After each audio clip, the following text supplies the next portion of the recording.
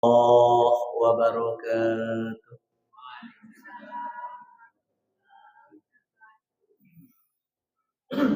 الحمد لله رب العالمين الذي أرسل رسوله بالهدى ودين الحق ليظهره على الدين كله ولو كره المشركون.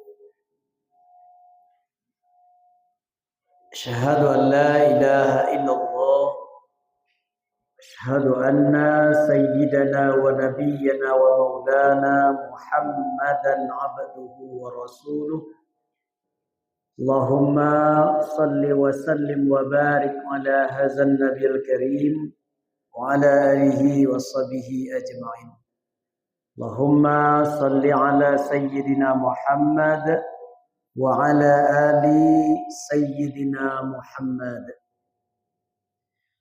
قال تعالى في القرآن الكريم: أعوذ بالله من الشيطان الرجيم، بسم الله الرحمن الرحيم.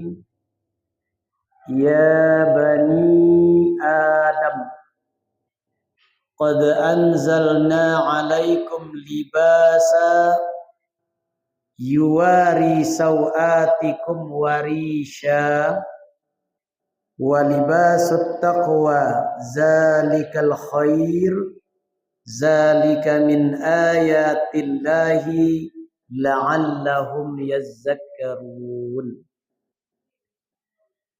Qala Rasulullah al-iman an tu'minu billah wa malaikatihi wa kutubihi wa rusulihi wal yaumil akhir wa tu'minu bil qadri khairihi wa syarrihi. Sadaqallahul azim wa sadaqa rasuluhu habibul karim. Bapak Ibu dari unsur pengurus masjid yang kita hormati, seterusnya kepada angku-angku, mama-mama, bapak dan ibu-ibu jamaah yang memuliakan, istimewa para pemuda dan anak-anak kita yang hadir di kesempatan ini yang kita muliakan. Kembali Bapak dan Ibu, segenap puji beserta syukur mari kita ucapkan kepada Allah Subhanahu wa taala dengan ucapan alhamdulillahi rabbil alamin. Atas segala limpahan rahmat dan nikmatnya kepada kita bersama. Salawat dan salam kita sampaikan untuk arwah Nabi kita Muhammad sallallahu alaihi wasallam. Allahumma salli ala sayyidina Muhammad. Bapak Ibu jamaah yang kita muliakan, kembali di kegiatan rutin kita ini. Kajian kita malam ini berdasarkan ayat yang kita bacakan di awal tadi, surat Al-A'raf ayat 26. Temanya makna pakaian bagi seorang muslim. Makna pakaian bagi orang-orang yang beriman. Pak Ibu jamaah yang kita muliakan, terinspirasi dengan apa yang terjadi lebih kurang seminggu yang lalu. Karena viral Pak dan Ibu. Semua orang tahu melalui media, salah seorang putri Minangkabau, kan begitu istilahnya, yang ditugaskan mewakili Sumatera Barat sebagai anggota Paskibraka peringatan HUT RI 79 di IKN. Le mengikuti perkembangan itu ibu-ibu tuh. Le ibu apa ibu? Nah, ya. Yang seharusnya ibu bapak anak kita nan dari Minangkabau tu nan kami memegang baki yang di dalamnya ada bendera pusaka. Lah dilatih dari awal tuh. Tapi beberapa detik-detik terakhir, hari-hari terakhir menjelang hari H, yang seharusnya inyonan kamambau baki sang saka itu Pak Ibu ditukar jo utusan Sumatera Utara dengan satu alasan karena anak kita ko memakai hijab, berpakaian muslimah, memakai jilbab. Itu kejadian nan sangat viral. Sehingga Pak Ibu kita lihat di media bagalau tanggapan sagano nan elok, sagano nan kurang elok. Itu biasa itu Pak Ibu. Ya. Yang jelas Ketua MUI Sumatera Barat, Ketua MUI Nasional berkomentar, daripada membuka hijab lebih baik pulang kampung saja. Itu persoalan Pak Ibu. Jadi terinspirasi dengan perihal itu, kajian singkat kita malam kini bertemakan makna pakaian bagi seorang yang beriman. Sedikit dulu Bapak dan Ibu. Kalaulah seandainya kita mencari beberapa hal yang menjadi dasar, aturan, dan lambang di negara kita Bapak dan Ibu, sebenarnya perihal itu takkan jadi masalah Bapak Ibu. Pertama kita cari sila pertama Pancasila. Apa bunyi Pak Ibu? Ketuhanan yang Maha Esa. Perkara agama tuh Pak Ibu. Perkara ketuhanan. Percaya kepercayaan.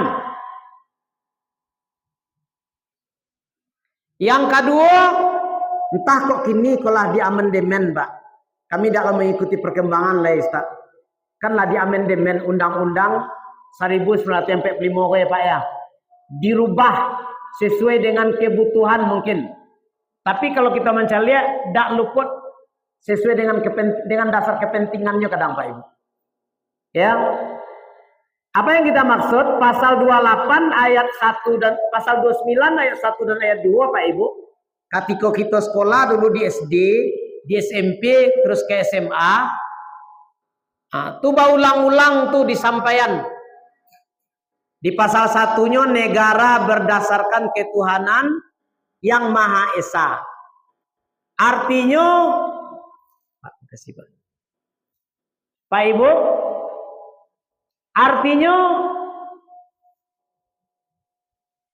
nan boleh hidup di negara kita kok orang yang punya Tuhan. Kalau orang ateis tidak boleh, anti Tuhan tidak boleh. Maka komunis itu Pak Ibu tidak ada tempat hidupnya di Indonesia sesungguhnya berdasarkan undang-undang. Yang kedua yang lebih jeli kita cari negara menjamin kemerdekaan masing-masing penganut ajaran agama beribadah menurut kepercayaan masing-masing. Bukanlah jaleh Pak Ibu. Ya. Negara menjamin. Dan lagi pula kalau kita cari apa yang tertera di lambang negara kita tuh bihin neka tunggal ika. Kan tuh bahagian tuh Bapak Ibu. Perkara terpenting itu. Berbeda-beda tetap satu. Itu baru melihat pada Ibu dasar undang-undang dan lambang negara. Lah bisa kita simpulkan apa Ibu, perkara jilbab itu tidak perkara yang harus dimasalahkan di negara kali. Karena itu menurut Islam, menurut ajaran menurut aturan negarawa itulah perkara agama yang harus dilindungi. Tapi lagi-lagi ya pada Ibu yang sangat kita sayangkan, Di 79 umur kemerdekaan ini, malah ini yang jadi masalah.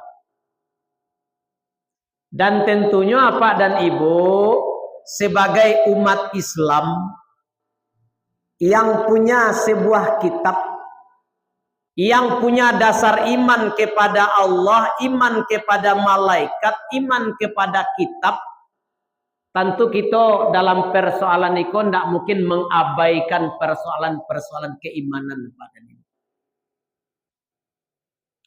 Walaupun di luar sana kita lihat Pak dan Ibu, ya, di luar sana secara umum umat Islam gini ya Pak dan Ibu, ya, sangat mengabaikan aturan berpakaian kah? Sangat mengabaikan. Di lingkungan kita sepanjang perjalanan dan kita tampuh, ya, sangat mengabaikan Bapak dan Ibu. Tapi ketika kita kembali kepada Al-Quran, maka dapat kita ambil beberapa makna Pak dan Ibu. Untuk sesungguhnya pakaian kau bagi awak. Apakah perihal yang tidak perlu diperhitungkan secara keimanan? Perlu Bapak dan Ibu. Jangan dianggap pakaian kau masalah yang sepele dalam kehidupan beragama awak.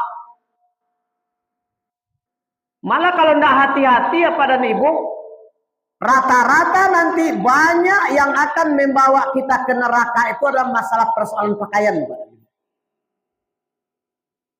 Maka mari di kesempatan ini, hal ini menjadi kajian singkat kita Pak dan Ibu dalam rangka memahami ayat Al-Quran, dalam rangka penguatan keimanan kita kepada Allah.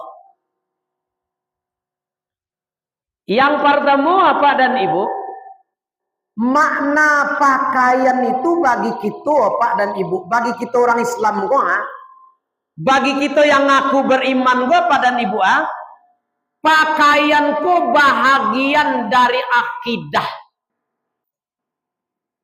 bahagian dari keimanan.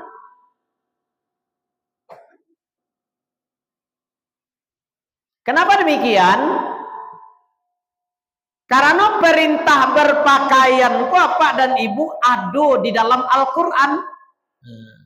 Ada dalam Al-Quran. Di mana kita temukan, kita buka surat Al-A'raf, surat ke-7 di ayat 26. Kata Allah Pak dan Ibu, ya bani Adam, hai anak cucu Adam. Kita tuh ko umum ayat ko Pak Ibu. Nanlai anak keturunan cucu Nabi Adam jo Siti Hawa ko terkena di ayat ko. Tersentuh, terpanggil, terperingatkan. Qad anzalna alaikum libasa. Sungguh kata Allah, kami menurunkan kepada kamu pakaian. Sungguh kami memerintahkan, kami menciptakan untukmu pakaian. Yuwari sawatikum, untuk menutup aurat. Warisha, sebagai perhiasan. Walibasut taqwa zalikal khair, dan sebaik-baik perhiasan adalah takwa. Zalika min ayatillahi la'allahum yazzakkarun. Demikian bahagian dari tanda-tanda ayat Allah, mudah-mudahan mereka mengingatnya. Pak Ibu jamaah, ini dasarnya. Berani kita sampaikan kalau pakaian itu bahagian dari akidah Islamiyah. Jadi kalau perkara pakaian tidak terperhatikan, sisi akidahnya takkan naik Pak Ibu. Masalah pakaian yang kita abaikan, berarti kita mengabaikan bahagian dari ajaran akidah. Iko Al-Quran yang menjalehannya Pak Ibu. Konsekuensinya orang yang beriman kepada Al-Quran itu apa dan ibu? Seluruh yang diperintah oleh ayat Al-Quran wajib untuk dilaksanakan. Segala yang dilarang dalam Al-Quran wajib untuk ditinggalkan.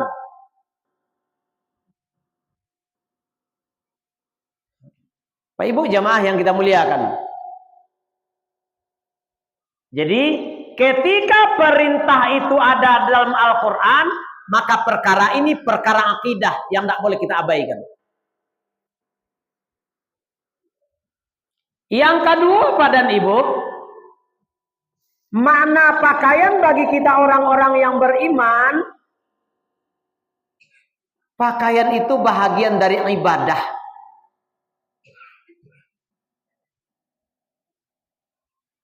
Apa maksudnya? Baik laki-laki maupun perempuan, kalau kategori pakaian nanyo pakai itu sesuai dengan aturan agama, sesuai dengan tuntutan ajaran agama berdasarkan Al-Quran, maka sepanjang pakaian itu dia pakai, pakaian itu akan menjadi ibadah. Tercatat ibadah untuknya, Pak dan Ibu. Tercatat ibadah untuknya. Jadi memakai pakaian kok Pak dan Ibu bahagian dari ibadah. Makanya dalam tuntunan buku doa sehari-hari ya Pak dan Ibu, ya ada diajan di sini memakai pakaian, aturan memakai pakaian, cerita Pak Ibu. Ya, ini sebuah bukti ya Pak dan Ibu, rasa Islam kok emang sempurna. Ya, samparono aturan Islam kok Pak dan Ibu. Ya, benar apa yang dikatakan Allah dalam ayat terakhir itu. Al-yawma akmaltu lakum dinakum. Kata Allah, ya Muhammad, pada hari ini aku sempurnakan untukmu agamamu. Artinya apa? Islamku agama yang paling samparono, Pak dan Ibu. Dak ada nandak diatur dalam Islamku do. Sebutlah. Jadi kalau awak tidak malakian aturan Islam itu dalam diri awak, Pak dan Ibu, di atas segala apa yang kita lakukan, itu makanya kesempurnaan itu jauh dari kita, Pak Ibu. Jauh kesempurnaan itu dari kita. Celalah Pak Ibu, ya. Sepanjang pakaian yang kita pakai itu memenuhi kategori, nah, cocok dengan ajaran Islam, akan dinilai ibadah. Tapi sebaliknya Pak Ibu, kalau pakaiannya awak kenakan tuh, ya,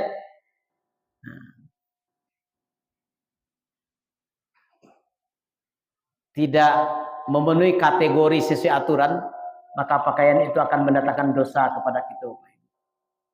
Akan mendatangkan dosa. Jadi pakaian ibadah, hati-hati Pak Ibu. Ya. Yang ketiga Pak dan Ibu, sesuai dengan ayat yang kita sampaikan tadi, kita bacakan tadi, di jalihan bana dalam Al-Quran, raso pakaian ko fungsinya yuwari sawatikum, menutup aurat. Kini persoalan yang sangat diabaikan bagi kita nambah pakaian, Pak dan Ibu, persoalan aurat pola. Batasan-batasan tentang aurat, batasan-batasan tentang sejauh mana awak bisa membuka aurat awak tuh. Sia yang mulia mencalik bahagian-bahagian dari aurat awak tuh. Itu pakaian yang ngaturnya Pak Ibu. Sehingga dalam ajaran agama kita Pak dan Ibu dijelaskan batasan-batasan mayang aurat, mayang indah. Cukup jelas. Bahkan manutui aurat ko Pak dan Ibu salah satu syarat sah solat. Kalau aurat tidak tatutui Pak Ibu, batal sholat, tak sah sholat awak dah. Coba bayangkan pentingnya Pak Ibu.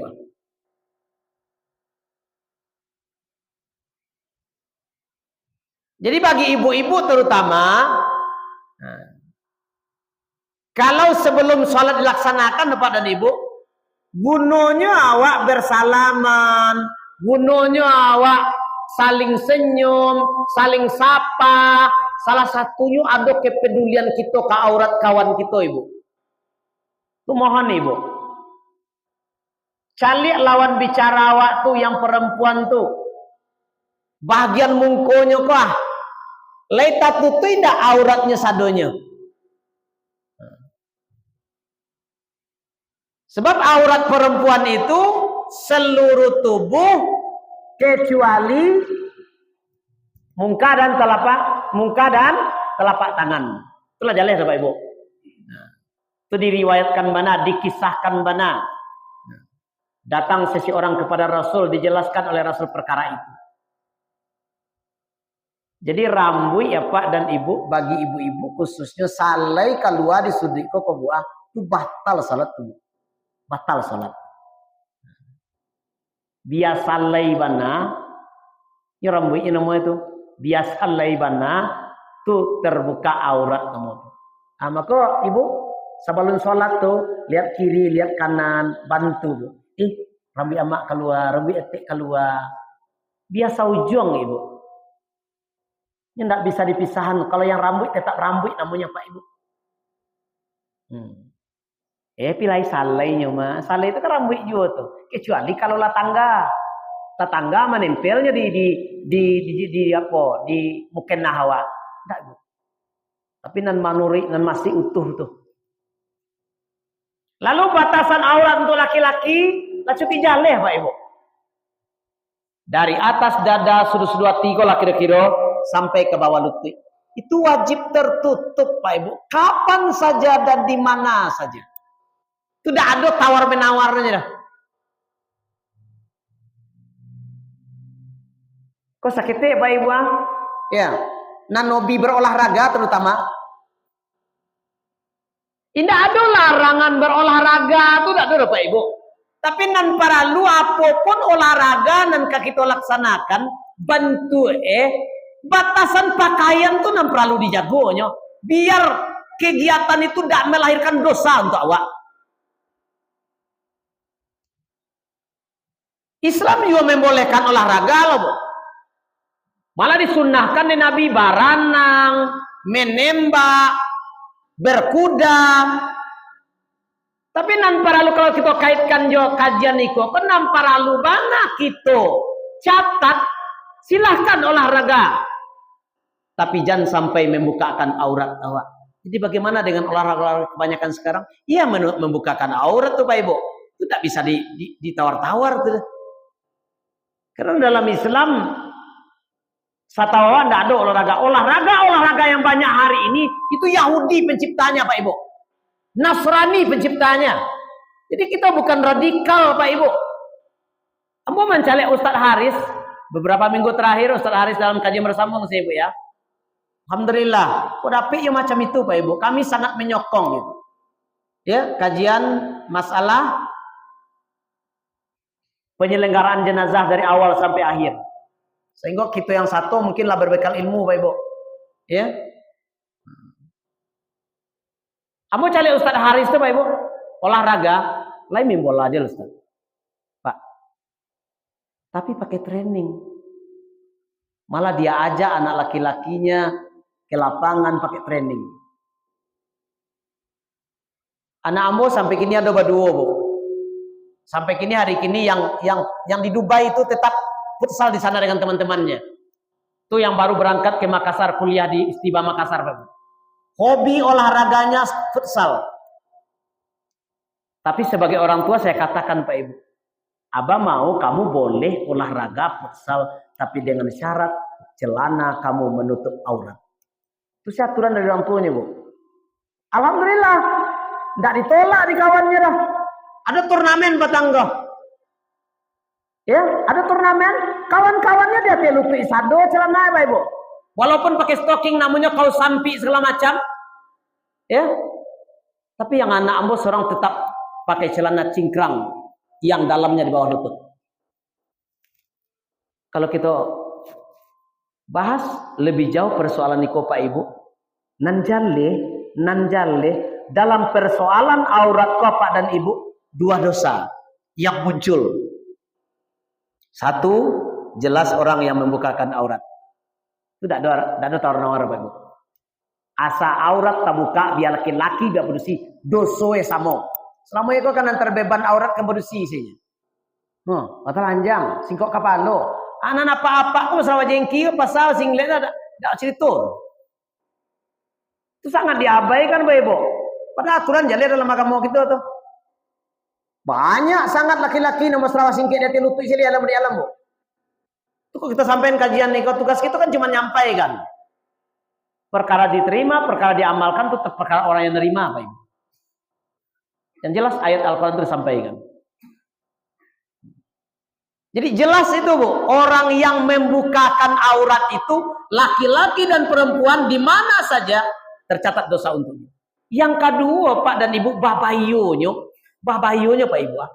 Ketika awak membukakan aurat awak, dicaliat deh banyak orang badoso orang narami gara-gara awak. Itu orang narami gara-gara awak. Jadi mari ke depan Bapak dan Ibu. Bahagian ini bahagian yang perlu kita perhatikan lagi. Kita mulai dari diri kita dulu. Ya. Siapa yang boleh? Kok balik cerita kok kayak ibu-ibu?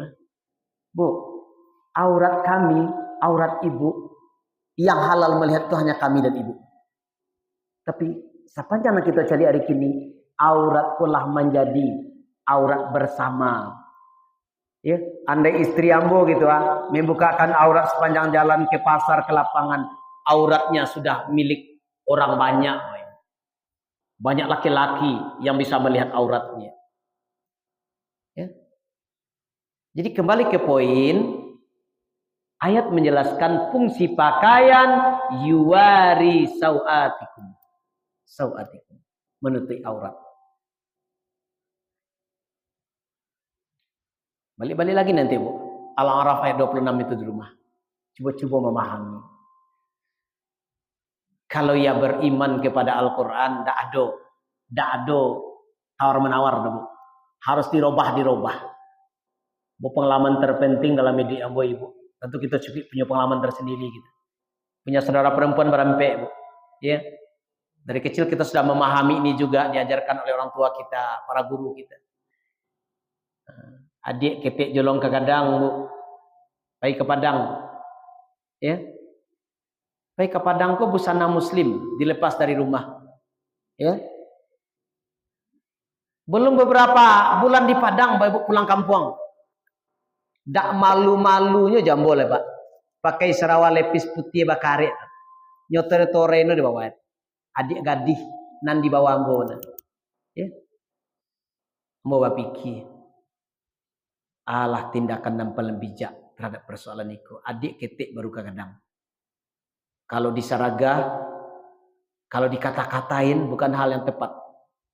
Ambo tunggu momennya Bu, Sarawak aku bacuci. Bampen di halaman. Kesempatan deh Bu tuh Bu. Rumah ranggai laku tangi kadang. Ambo bungkui Sarawak aku batu Sarawak aku Pak. Ambo campaan masuk ke lentang itu.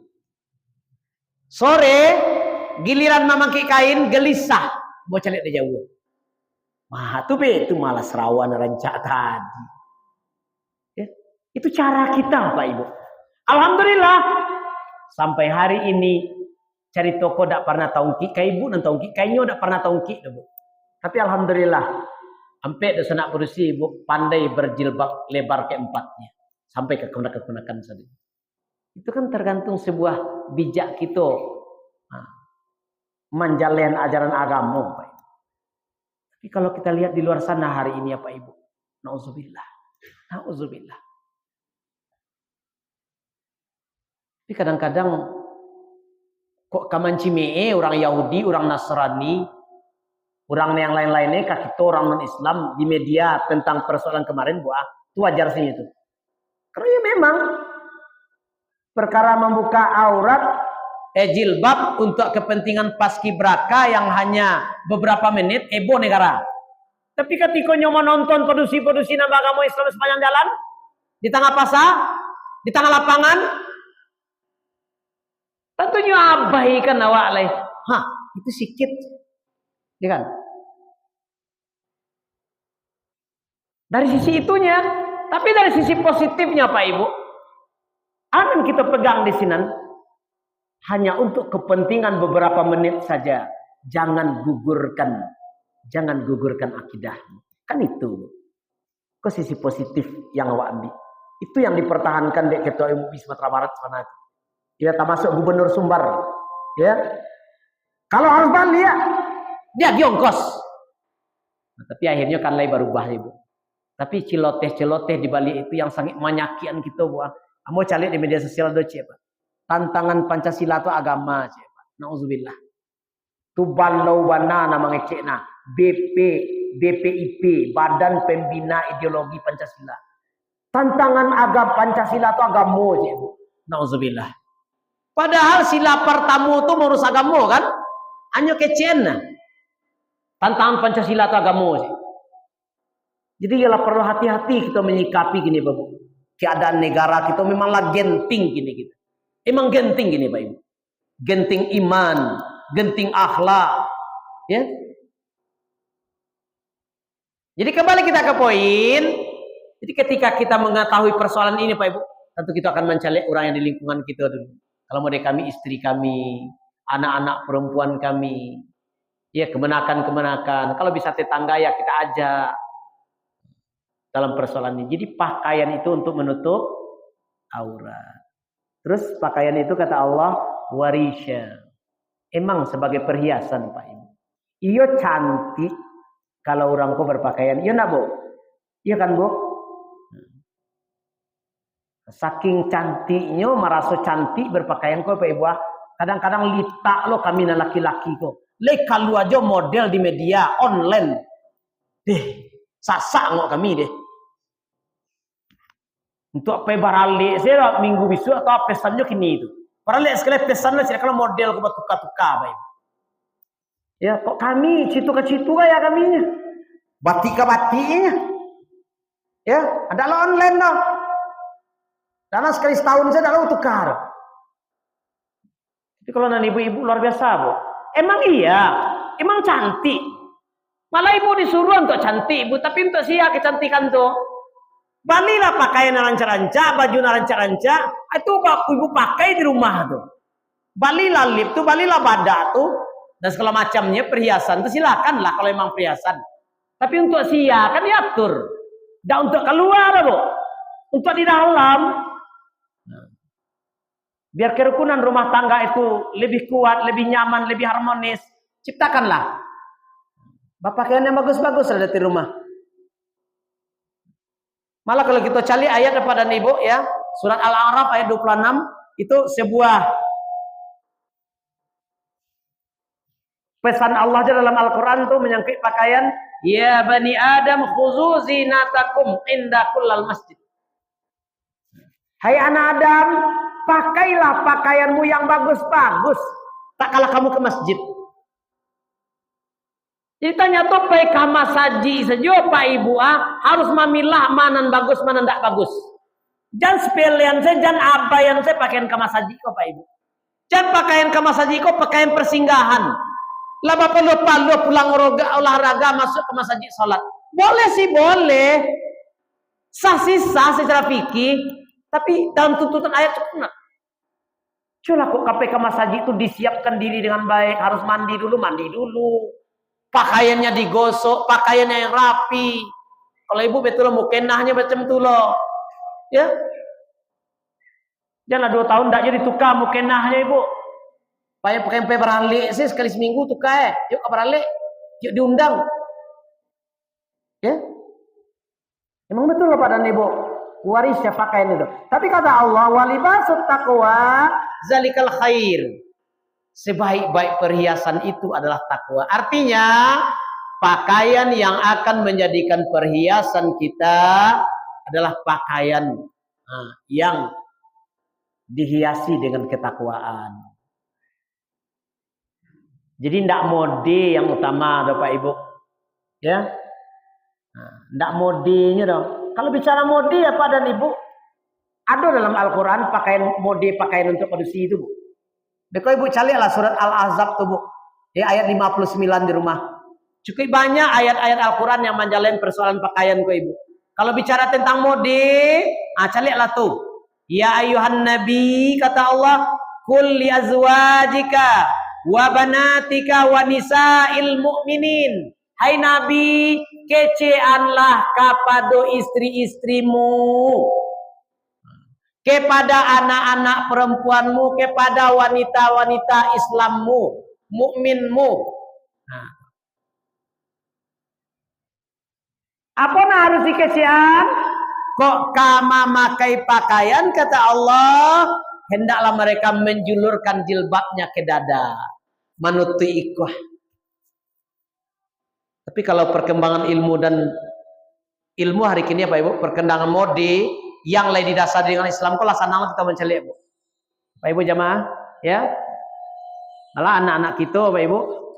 Nah, ya, pakaiannya Pak Ibu tuh kemana-mana ndak usah bawa mukenah lain. Sebab pakaian itulah sekalian untuk pakaian sholatnya. Nah, jadi Pak Ibu jamaah yang kita muliakan, jadi fungsi pakaian itu untuk perhiasan.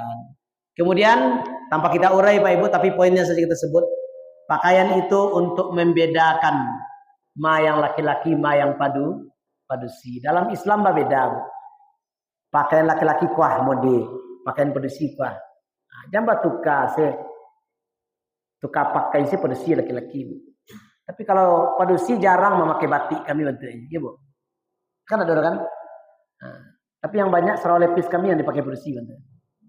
Ya Pak, itu yang banyak Ibu ya. Nah, baju kaos kami, ya. Nah, perkara baju kaos kita lihat, ya. Kadang-kadang nanda wajar disalik oleh Pak Ibu. Jadi intinya pakaian kau membedakan ma laki-laki mana padusi. Dicalik dari belakang padusi, dari mungko yojo. Tapi kalau kini lah ragu Pak Ibu. Dia dari gaya model rambut, baju yang dipakai, celana yang dipakai, sepatu yang dipakai, Allah ragu awak mencari.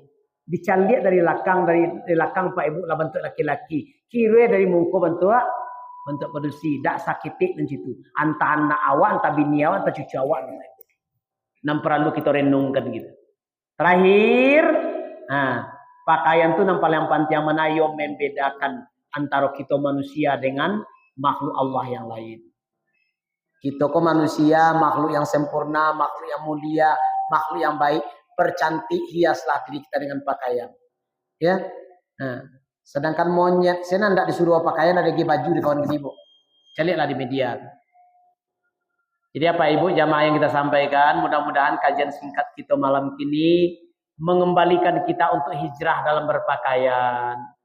Kok ada pakaian-pakaian yang raso ya Pak dan Ibu, terutama untuk kaum perempuan kita, anak-anak kita, ya tetangga-tetangga kita, nah bisa kita sampaikan. Nandak memenuhi kategori aturan agama, mari kita rubah. Ikut tugas kita apa Ibu, ya. Sampai pertanggungjawabannya tidak hanya di dunia, tapi juga sampai di akhirat kelak. Ya Pak Ibu, jamaah yang kita muliakan, terima kasih banyak atas kesempatan yang diberikan. Mohon maaf karena waktu saya sudah masuk. Terima kasih banyak. Wabillahi taufik wal hidayah. Assalamualaikum warahmatullahi wabarakatuh.